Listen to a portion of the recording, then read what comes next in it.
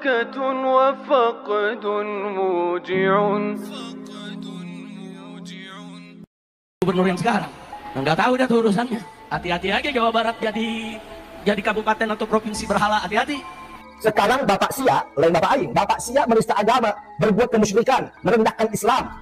Jadi ini pertanda Bapak Ibu bahwa memelihara barang antik itu bukan bid'ah. Ya. Sekarang kan kita, wah itu bid'ah. Ya. Contohnya, kalau orang terlalu tekstual, ngapain ada ini, nanti disuruh roh nyawa. Ada historical backgroundnya. Kenapa Nabi melarang kita membuat gambar apalagi patung pada masanya? Dulu patung memang disembah, tapi kita kan memasang di sini adalah untuk memperhalus budi pekerti kita. Ini kan seni. Orang yang tidak punya rasa seni, hatinya kasar, hatinya keras. Jadi seni itu adalah untuk melembutkan jiwa. Maka itu dalam kitab Ihya Ulumuddin itu ada satu bab khusus tentang seni. Ya, kesimpulannya apa? Orang yang tidak memiliki rasa seni itu hatinya kering. Padahal tujuan kita beragama supaya hatinya lembab, hatinya basah. Hayu, Sampurasul. Malam ini betul-betul saya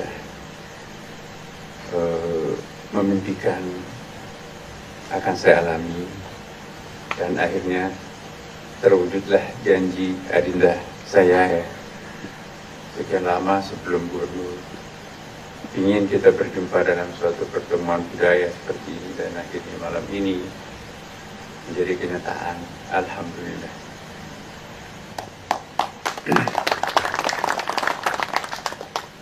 Saya mau mengayatisasi apa yang disampaikan tadi oleh Pak Gubernur, dan juga nyanyian-nyanyian indah, kidung-kidung indah, lebih merupakan liturgi sebetulnya, dan juga puisi-puisi yang dahsyat. Saya teringat sebuah ayat di dalam surah Al-Isra ayat 44 itu ya. Wa in min syai'in illa yusabbih bihamdi walakin la ta'lamuna tasbihahum. Tidak ada sesuatu pun melainkan semuanya bertasbih kepada Allah. Hanya kalianlah yang tidak tahu tasbihnya mereka. Apa artinya itu? Pohon, batu, tanah, langit, apapun, sampai semut, harimau, semuanya bertasbih. Apa makna tasbih? Apa yang dimaksud tasbih? At-tasbih artinya at-tansih, mensucikan Allah. Apa artinya mensucikan Allah? Memuji sepenuh hati terhadap Allah. Tidak mungkin orang menjadi pemuji tanpa emosi. Dengan demikian, segala sesuatu itu punya emosi. Artificial Intelligence, IA, sekarang ini membuktikan bahwa ternyata Bapak Ibu sekalian, setiap benda, setiap apapun juga, itu ternyata mempunyai energi. Energi itu memiliki semacam getaran dan pancaran. Dan setiap getaran itu mempunyai bunyi. Nah, artificial intelligence sekarang ini punya alat perekam, mampu melipat gandakan ribuan kali dari suara aslinya, sehingga dedaunan itu pun juga bisa diperbesar. Pasir-pasir yang kita anggap benda mati, betul-betul kata Al-Quran tidak ada benda mati kan, itu juga bisa memancarkan suara. Jadi tidak ada suatu benda apapun yang tidak bersuara, dan itu adalah tasbihnya alam semesta. Wa in min syai'in illa yusabbihu bihamdi walakin la ta'lamuna tasbihahum. Suatu saat Rasulullah sallallahu alaihi wasallam pengajian maghrib isya. Siapa di antara kalian pernah mendengarkan tasbihnya pasir? Bengong sahabat, pasir kok bisa bertasbih? Nabi memungut, 7 butir pasir karena masjidnya Nabi itu ya, dasarnya itu kerikil, bukan sajadah, bukan tegel, bukan keramik. Maka itu kalau Nabi sujud kadang-kadang pasirnya bertengger di sini. Dan jangan membuang pasir yang bertengger. Sepanjang itu bertengger, maka sepanjang itu akan berdoa untuk yang bersangkutan, dan itu akan menjadi saksi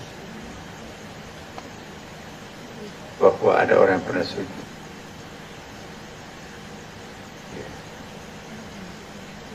Setiap butir air wudhu itu dikawal oleh satu malaikat. Maka itu Imam Syafi'i melarang kita mengusap dengan handuk bekas air wudhu, karena air wudhu itu ngepel dosa-dosa yang pernah kita lakukan di masa lampau. Makanya itu di padang mahsyar nggak ada cahaya apapun, matahari sudah hilang. Jadi cahayanya itu adalah bekas wudhu. Yang tidak punya bekas wudhu itu nanti akan kegelapan mencari alamat pada mahsyar. Dia nggak bisa membedakan jurang dan bukit. Tidak ada satupun yang tidak bertasbih pada Tuhan. Mana tangannya Utsman bin Affan ini ya? Coba ini pasir, dengar. Nggak ada suaranya Rasulullah. Lempetkan ke telinganya. Oh iya, ada seperti suara lebah. Itu bukan suara lebah, itu tasbihnya pasir. Kasih kepada Abu Bakar. Oh iya ya. Kasih Ali. Oh iya ya. Terakhir Umar. Iya ya. Nah itu buktinya bahwa memang semuanya bertasbih. Jadi kita jangan memandang enteng alam semesta. Jangan menghina apalagi merusak. Terlalu banyak berkorban alam semesta ini untuk itu. 2 juta tahun yang lampau. Mulai dari Pithecanthropus sampai pada manusia Homo sapiens itu. Sampai kepada manusia tradisional. Mereka tenang, nyaman hidupnya. Tidak membutuhkan IT yang super canggih, tidak perlu laboratorium dan tidak perlu artificial intelligence. Hidupnya tenang, damai. Kenapa? Dia bersahabat dengan alam. Saya masih ingat di kampung saya di sana di Bone, Sulawesi Selatan. Tapi istri saya orang Sunda, Cirebon. Kuningan ya. Terus saya dulu pimpinan Fakultas Pertanian. Ada dengan Pongah, seorang alumni IPB, doktornya di Amerika. Wah ini kedelai Amerika, bijinya gede-gede. Ada petani, apa namanya itu, kebun jagonya itu ya, mau dijadikan lahan perkebunan, apa namanya, kebun praktek oleh Fakultas Pertanian Universitas Islam Makassar itu. Pak, ini kami akan tebang jagonya, itu baru berumur 1,5 bulan, padahal sudah sampai di paha itu pohon jagonya, ditebang semua. Kenapa anak mau ditebang? Ini ada kedelai luar biasa bagusnya nih. Jadi pendapatan Bapak nanti 5 kali lipat lebih mahal. Bapak nanti bisa haji segala macam. Terus coba nak, dia ambil kedelai itu dicium. Baru diambil tanah tempat membeli tanah. Dicium juga. Kata Pak tua yang umurnya 67 tahun itu, Pak Muhammad, ini kayaknya nggak cocok di sini nak. Wah enggak Pak. Ini 1 minggu kami bersama anak-anak di laboratorium. Ini pasti akan tumbuh subur ini tanahnya, topsoilnya hitam bagus di sini. Kami sudah teliti tanah di sini. Ya, dia coba lagi. Kayaknya nggak cocok di sini nak. Bapak, ini ilmunya anak modern sekarang pakai laboratorium Bapak. Bapak kan nggak tamat SD. Ya, monggo dibabatlah jagungnya. Tapi setelah ditanam kedelainya, besar kedelainya. Tapi sampai lebih 3 bulan, 4 bulan, kok nggak ada buahnya keluar. Ada petik-petiknya, sampai akhirnya, wah, apa yang salah ini? Akhirnya kedelai itu dibabat semua, nggak ada buahnya. Jadi manusia tradisional yang bersahabat dengan alam, dia tidak membutuhkan biaya mahal sekolah di Amerika, ya. Dia hanya bersahabat dengan alam. Dia buka dirinya, jadi alam itu dia buka dirinya sendiri. Tapi kalau kepongahan teknologi canggih, insinyur segala macam dari mana asalnya, alam itu dia tutup dirinya. Bahkan dia kibulin kita kadang-kadang. Ramalan cuaca hari ini nggak ada hujan, banjir. Hari ini cuaca jelek, nggak ada apa-apa. Nah, jadi jangan memandang enteng masyarakat tradisional. Modal kehidupan mereka itu persahabatannya dengan alam semesta. Dia yang membuka rahasianya kepada orang yang mencintai dirinya. Tapi kalau kita seenak-enaknya memperlakukan alam ini sebagai objek, ya, lu siapa? Akhirnya apa yang terjadi? Iya. Angin yang tadinya berfungsi untuk melakukan penyerbukan, perkawinan itu, tiba-tiba menjadi angin puting beliung, menghancur luluhkan. Ya. Laut yang tadinya membawa kontainer ke Amerika kemana-mana melalui perahu, ya, tiba-tiba ngamuk dia menjadi tsunami. Bukit gunung yang begitu indah, ya, tempat rekreasi, tiba-tiba longsor mematikan semua penduduk setempat. Kita sudah diperingatkan oleh Al-Quran bahwa dhahara al-fasad fil barri wal bahri bima kasabat nas. Ya, telah kerusakan, telah tampak kerusakan di daratan dan di lautan itu tangan-tangan jahilnya manusia. Sekitar 2 juta tahun yang lampau sampai 50 tahun yang lampau, masyarakat itu masih bersahabat dengan alam. Tapi ketika, ya, awal abad ke-19 mulai muncul filsafat positivisme, ya, ternyata dulu kita diperbudak oleh alam, ya kan? Anaknya kemana? Oh, sakit ya. Mainnya di mana? Di bawah pohon. Berarti penjaganya marah. Bawalah sesajen di situ. 3 hari waktu ini memang sudah berhenti sakit itu. Oh, itu buktinya. Dia mainnya di mana? Di pantai. Bawa sesajen ke pantai. Nah, ternyata anaknya kemudian sembuh. Ya. Mau kemana? Mau pergi melaut. Nah, tetapi, ya, jadi saya ingin menjelaskan sesuatu hal yang sangat penting. Boleh kita beda pendapat di sini. Saya memberikan satu contoh-contoh konkret, ya. Disertasinya Pak Profesor Baharudin Lopa, mungkin ada yang tahu. Sulawesi Selatan itu, yang jaksa agung yang terkenal sampai sangat jujur itu. Jadi nelayan bandar itu kalau mau pergi melaut, dia cemplungkan kakinya sampai di lutut. Dalam tempo 3-4 menit, dia minta izin, boleh nggak kami melaut? Apakah di sana nggak ada gangguan? Ya, lengkap itu, nasi bungkus dari bapak, dari suami, dari istrinya. Muncul isyarat, kamu jangan melaut. Di sana ada gelombang besar, tapi ini kan terang. Jadi berdialog dengan laut. Ya, di sini nggak ada apa-apa, tapi di sana perubahan cuaca di tengah laut. Pulang membawa, kenapa pulang mas? Ada petuah, jangan melaut. Ya udah, istrinya juga ngerti kan. Tapi anak muda yang nggak tahu sopan santun terhadap laut, ya, pergi nekat. Dianya hampir mati, perahunya karam di situ. Ya. Masyarakat dulu Kumbah yang buat perahu pinisi itu. Sebelum menebang pohon, bersahabat. Ya. Apakah cocok kami bikin perahu dari dirimu? Dia komunikasi. Maka itu ada semacam upacara persahabatan. Nah, oh iya, maka itu Vancouver itu perahu kecil tapi bisa menyeberang samudra yang luar biasa. Sampai di Vancouver itu ada ada pulau namanya Pulau Bocor yang ada universitas terkenal situ ya. Ada taman bunga di dunia paling cantik di tempat itu ya, di Bocor di dekatnya Vancouver. Dan kira-kira 15 menit itu speedboat ya. Itu ada namanya Bone Island, Pulau Bone.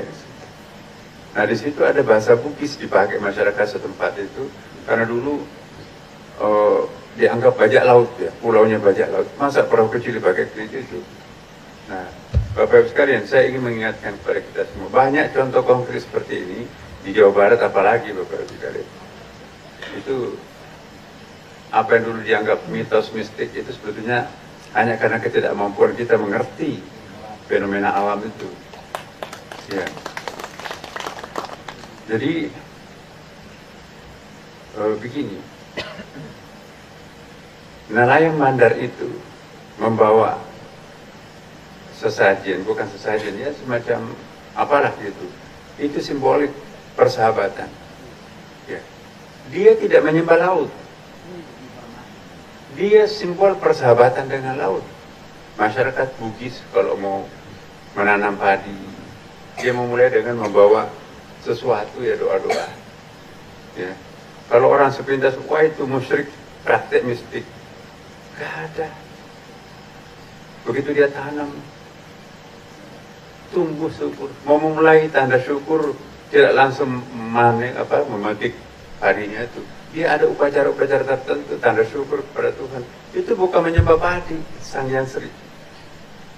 Tapi itu wujud persahabatan orang dengan alam. Nah, melakukan upacara persahabatan dengan alam, nggak ada bedanya kan? Ada tamu kita yang mau datang dari luar negeri, ada upacara, tari-tarian dan seterusnya. Iya, kalungin bunga. Jadi itu bentuk persahabatan. Nah, mengalungkan bunga itu ya kita berterima kasih terhadap Tuhan memberikan padi yang mumpuni seperti itu. Itu bukan menyembah padi. Jangan terlalu gampang mensyirikkan orang. Ya. Satu contoh, ini hadis Nabi ini, Bapak Ibu. Di pinggir kota Madinah, ada seorang Pak tua, sholatnya menghadap ke pohon. Wah, ini aneh ini. Kok sholatnya menghadap ke pohon? Dia lari menjumpai Rasulullah. Ya Rasulullah, ada orang aneh di situ, sholatnya menghadap ke pohon. Kita kan menghadap ke Ka'bah, ini menghadap ke pohon. Nabi nanya, ciri-cirinya seperti apa? Begini-begini. Oh, itu bukan orang sembarangan. Itu Nabi Khidir. Kembali, sampaikan salam saya kepadanya. Saya tidak sempat menjumpainya karena ada tamu, ya, ada kerjaan. Mohon didoakan supaya saya sukses menjalankan misi kenabian itu. Sahabat itu pulang kembali menjumpai Pak tua masih menyembah masih sholatnya menghadap ke pohon itu. Setelah salam, Nabi saya menitip salam. Mohon maaf tidak bisa menjumpainya dan minta didoakan supaya sukses menjalankan misi kenabiannya. Setelah berdoa, Nabi Khidirnya pergi hilang. Pertanyaannya, apakah Nabi Khidir itu musyrik menyembah pohon? Jadi Nabi Khidir itu dilukiskan dalam Al-Quran itu kalau pakai akal biasa, penjahat itu. Masa membunuh anak yang tidak berdosa kan? Di surah Al-Kahfi ayat 60 sampai 82 itu kan. Masa melubangi perahu nelayan yang tidak berdosa itu, habis itu ditinggal. Ya. Tapi Quran memberikan pujian terhadap dia. Dan korbannya pun juga memuji dia. Kenapa? Karena penjelasan Qurannya kan. Anak yang dibunuh itu, alhamdulillah, untung aku dibunuh lebih awal. Kalau enggak, aku menjadi dewasa, aku akan menjadi penghuni neraka. Tidak jadi aku masuk neraka, terima kasih. Ya. Bapaknya pun juga tentu berbahagia. Seandainya anak itu menjadi besar, anak bapaknya pun juga itu akan menjadi kafir. Masyarakat itu akan dionarin oleh anaknya itu. Kenapa perahu itu dilubangi? Karena besok raja akan merayakan ulang tahunnya berkenduri di laut. Semua perahu yang layak pakai dirampas dan dikembalikan lagi. Nah, perahu yang dipilih dilubangi itu adalah perahunya orang saleh yang jujur. Alhamdulillah, untung ada orang yang melubangi perahu kita. Dengan menempel sedikit, maka dipakai melaut lagi. Ya. Kenapa? Kok bangunan yang sudah dibangun ini, sudah diperbaiki, mari kita tinggalkan tempat ini. Ada firaqu baini wa baini. Ini perbedaan antara aku dan. Jadi Nabi Musa itu muridnya Nabi Khidir. Musa itu selalu pakai akal, akhirnya nggak lulus. Tapi Nabi Khidir meninggalkan, belakangan baru lulus. Oh iya. Jadi mekanisme alam itu jangan pakai akal melulu, nggak nyambung tuh. Tapi pakai perasaan. Kegagalan masyarakat modern itu karena kita terlalu banyak menggunakan otak kiri. Otak kiri ini mau menerjemahkan semuanya, mau menjelaskan semuanya, mau menaklukkan semuanya. Padahal masyarakat tradisional kita terdahulu kala itu lebih banyak menggunakan otak kanan, baik ini, ya, pamitan. Ya. Apakah berkomunikasi dengan benda-benda mati itu menyembah berhala atau musyrik? No. Nabi sebagai contoh kita, teladan kita kan. Cangkirnya dikasih nama, sisirnya dikasih nama, itu ada hadisnya. Cerminnya dikasih nama, ya. Pedangnya dikasih nama, baju besinya dikasih nama, ya. Kendaraan dinasnya Rasulullah, unta, kasih nama. Kemudian ada kuda untuk gerakan cepat, itu juga dikasih nama. Ya. Semua dikasih nama. Dan dia panggil. Nabi tidak suka ganti-ganti cangkir. Ya. Nabi tidak suka ganti-ganti perabotan. Tidak kayak kita kan. Tetangganya ganti perabotan, ganti juga. Jadi apa yang membahagiakan kita ya terima. Nah inilah Nabi. Karena Nabi begitu punya persahabatan dengan alam, alam pun juga respect terhadapnya. Coba hadis Nabi lagi. Nabi kalau di padang pasir mau buang air, ya, itu salah satu mukjizat Nabi. Berkerumun pepohonan itu melindungi diri, itu salah satu mukjizat Nabi. Sehingga tidak kelihatan dia membuka pakaian. Setelah Nabi buang hajat, kembali pepohonan itu ke tempatnya masing-masing. Kenapa? Karena Nabi itu mencintai pepohonan. Ya. Nasihatnya Nabi kepada panglima angkatan perannya, pada para prajuritnya, besok kalian pergi berperang, saya pesan 3 hal. Jangan merusak tanaman, mematahkan ranting, apalagi membakar pohon. Jangan mengganggu anak-anak dan perempuan. Itu kan non-militer. Dan yang ketiga, jangan mengganggu laki-laki dan perempuan yang sudah pensiunan, yang uzur, ya, enggak punya kekuatan militer lagi kan. Ya, jadi kalau Anda melakukan pembunuhan terhadap orang itu dan perusakan terhadap alam, itu Anda melanggar. Luar biasa.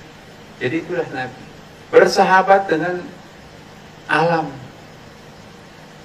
Suatu saat Nabi menggunakan mimbar. Mimbarnya itu masih terbuat dari batang kurma, pelapa kurma. Sudah kumuh. Ada 2 perempuan, ibu-ibu. Ya Rasulullah, boleh nggak kami usul? Boleh. Apa usulannya?